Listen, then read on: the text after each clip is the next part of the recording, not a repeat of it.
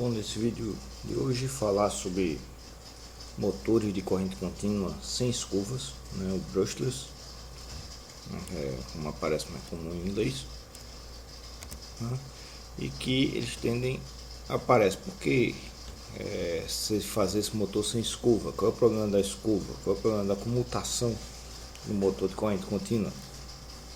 Não é que é uma solução relativamente simples de você fazer a comutação. O problema é que a comutação ela vai acrescentar. Aqui está a curva da corrente no motor, então na partida do motor de corrente contínua e no desligamento do motor. Isso aqui é o ruído da corrente no motor, em boa parte causado pela comutação, né? Tanto pela variação da corrente quando entra em fase uma bobina ou não, tanto pelo tensão reversa gerada na bobina, que muda a corrente na medida que ela vai ligando e desligando, né, quanto pela própria questão da escova ficar passando e ter uma resistência que fica mudando a cada ponto dependendo de onde ela está tocando ali, né, no anel de comutação, certo? Então, quando você tem a comutação, você tem resistência, você tem ruído e você tem desgaste da escova, certo? O desgaste da escova por si só tem dois problemas. Um é que ela vai desgastando e ela vai soltando então o material de que é feita a escova ali junto do motor. E outro é que requer manutenção, é um motor que você não consegue rodar ele por muito tempo, né? E aí, para resolver isso, né, então o motor brushless, então o motor DC que não usa escova, aí o que ele faz em geral dá uma invertida, então você tem os campos do motor brushless,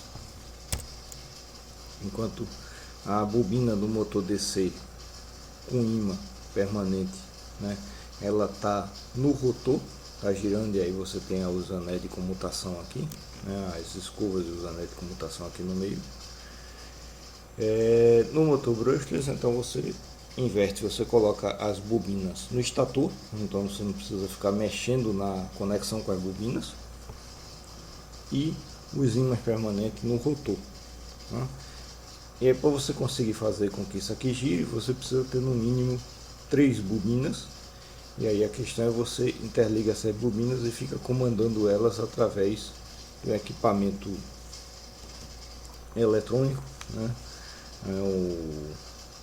Em vários casos se chama o ESC, Electronic Speed Controller, né? O controlador desse motor brushless, e você fica ligando e desligando essas bobinas, não mais através do anel de comutação, mas você fica ligando e desligando eletronicamente, né?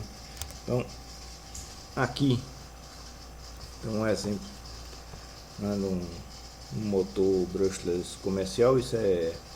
Esse aqui é muito utilizado para aeromodelismo, é fácil de utilizar.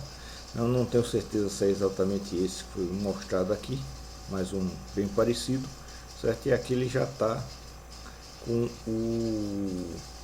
o chamado ESC dele, certo? Então você tem a conexão aqui da tensão DC que vai alimentar ele, esse cabo fino aqui vai mandar o sinal de controle, vai controlar a velocidade, e aqui você tem um circuito eletrônico que vai gerar os sinais, os 3 fios aqui para acionar as 3 bobinas. Por que 3 fios? Porque essas bobinas são interligadas uma na outra, pode estar ligadas tanto em delta quanto em Y, como uma ligação trifásica, né? Mas como é em delta. E aí você só precisa desses 3 fios passando a corrente para o motor, né? E nesse caso aqui, isso é comum para o motor brushless, tem uma questão interessante, que o estator ele fica por dentro, né? Então aqui é o cabo de alimentação das 3 bobinas entrando aqui no motor. Aí você tem aqui essas 12 bobinas, então na verdade eu marquei aqui, mas são divididas de 3 em 3. Então essa bobina, esse polo, esse e esse, né, fazem parte da mesma bobina, do mesmo enrolamento, certo? Então você tem 3 enrolamentos, né, que eles estão divididos cada um deles em 4, Então ele faz esses 12 polos aqui. E aí você tem um conjunto de ímãs aqui.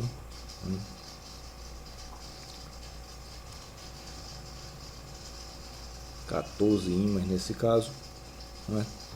E aí eles vão estar apontando, né, norte, sul, norte, sul, norte, sul, norte, sul, aqui para dentro.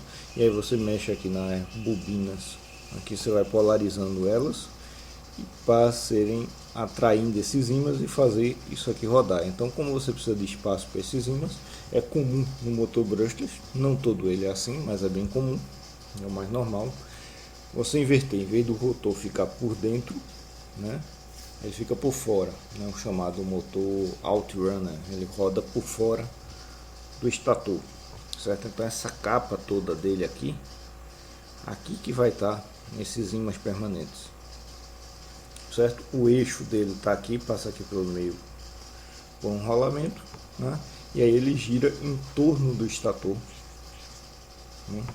E aí o estator fica parado com as bobinas paradas, sem precisar ter comutação, sem movimento mecânico aqui na fiação das bobinas. Então ele fica bem mais robusto. Você não perde a energia na comutação, no comutador. Você vai perder um pouco aqui no ESC e você precisa gerar esses sinais para sair trabalhando nessas bobinas de modo a sair sempre puxando esse motor, certo? Então esse aqui é um motor usado para aeromodelismo. É bastante comum você ter isso. Aqui tem um outro exemplo. Esse é um meio antigo, tá? Mas isso aqui é num motor de um driver de disquete antigo, tá? Aqui, então você tem driver de HD, você também tem alguns casos de motor brushless, e em ventilador, ventoinha de computador, você também tem alguns que são brushless. Por quê? Porque aí eles servem para ele sendo sem escova, você não tem a comutação, né? Então você precisa menos, esses motores vão ficar trabalhando muito, você precisa menos manutenção, e eles não vão ficar soltando partículas aqui no meio que atrapalharia o funcionamento do circuito eletrônico, tá? Aqui também 12 bobinas, aí a ligação delas novamente de 4 em 4, que não dá para ver direito onde é que sai o sinal de comando delas, porque esse tem uma característica interessante, que o estator do motor já fica conectado diretamente na placa de circuito impresso aqui do sistema, e aqui em volta essa faixa daqui vai estar os ímãs, né, nesse caso pela cor dele, provavelmente de ferrite,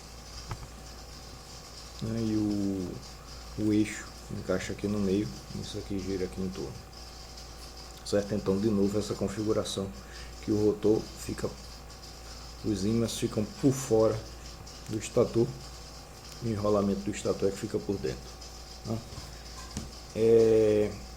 Como você faz esse chaveamento no motor, né? Então aqui tem um gifzinho, né, só mostrando a polarização das bobinas, aqui uma versão simplificada, só com 3 fases, certo?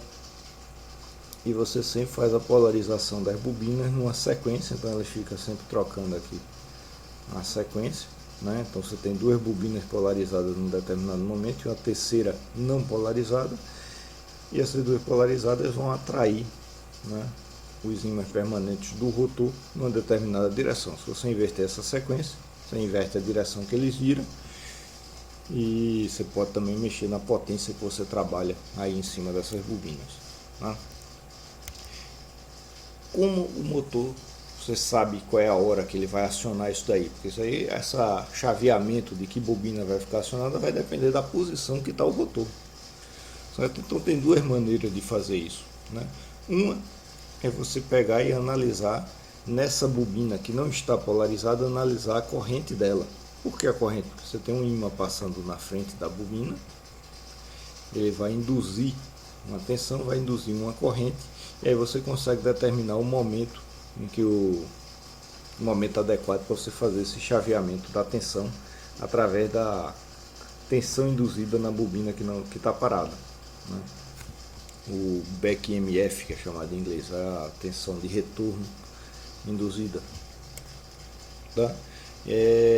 Isso aqui é uma eletrônica relativamente bem sofisticada.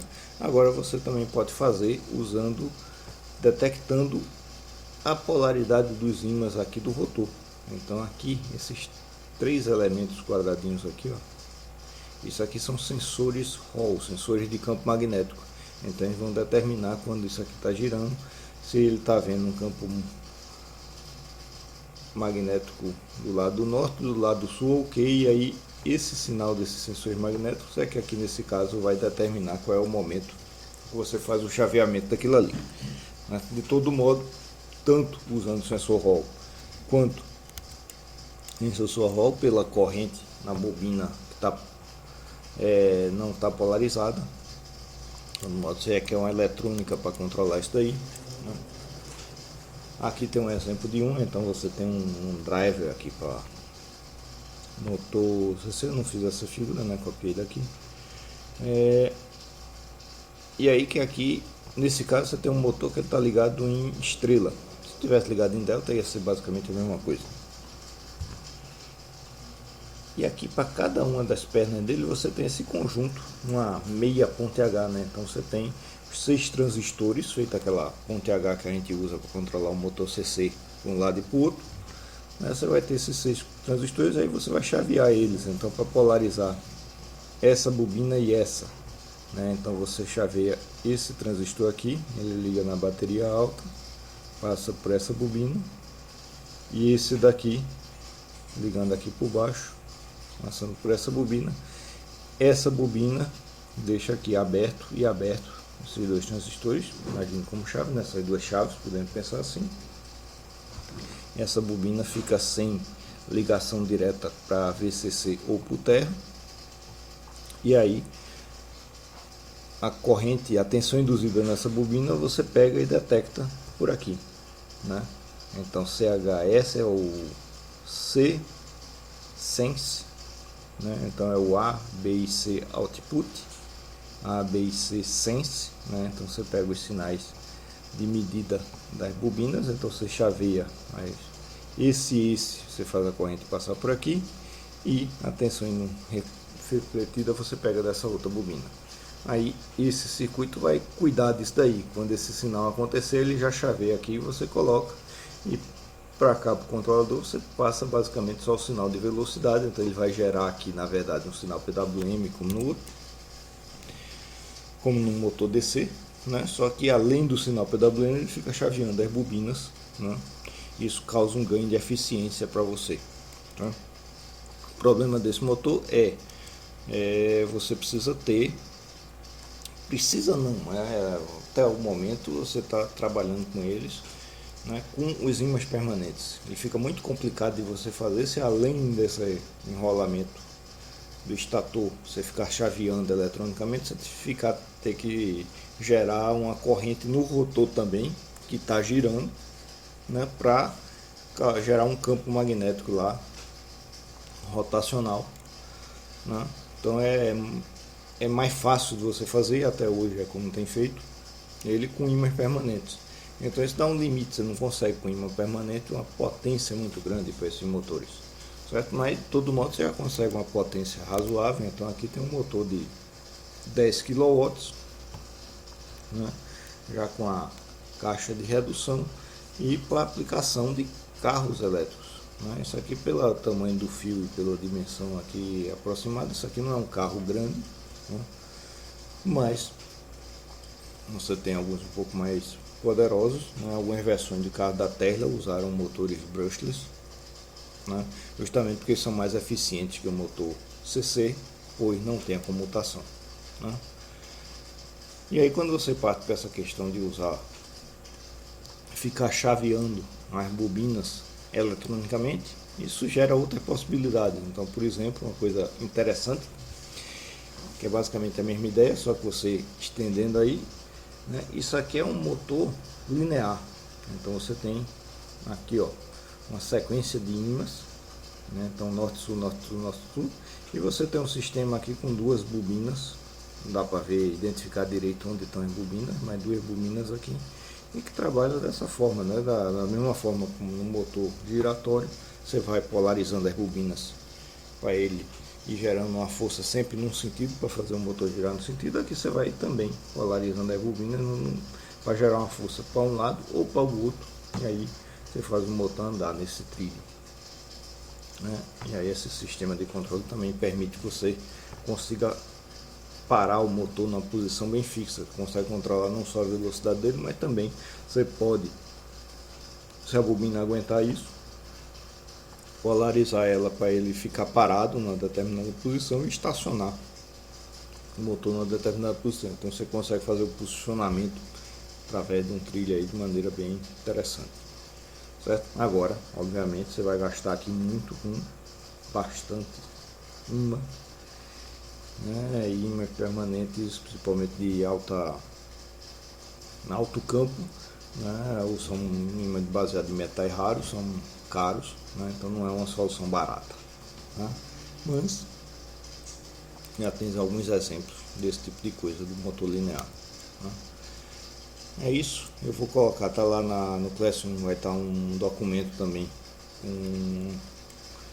alguns links das páginas de onde eu tirei algumas dessas figuras e mais algumas animações. Aqui, esse é muito interessante, tem um simulador online, tanto do motor brushless quanto do motor de passo, né? Aqui tem o site da SparkFun, que tem uma explicação bem simplesinha de motores, né? Que aí também tem motor brushless e motor de passo, né? E animação do motor brushless e um vídeo do motor linear, né? Mais completo do que só esse gifzinho que eu coloquei aqui, certo? E com isso encerramos esse assunto de motor brushless, motor sem escova.